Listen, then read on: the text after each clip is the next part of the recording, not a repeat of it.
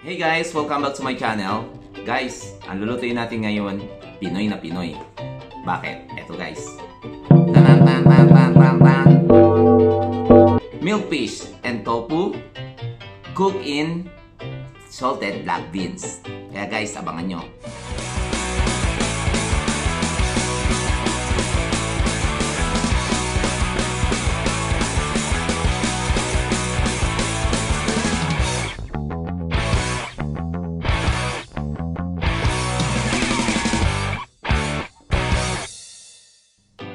Ito po yung ingredients natin.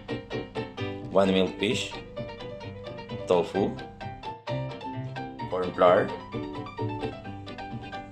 salted black beans, onion, parsley, tomato, sugar and salt, and pineapple juice.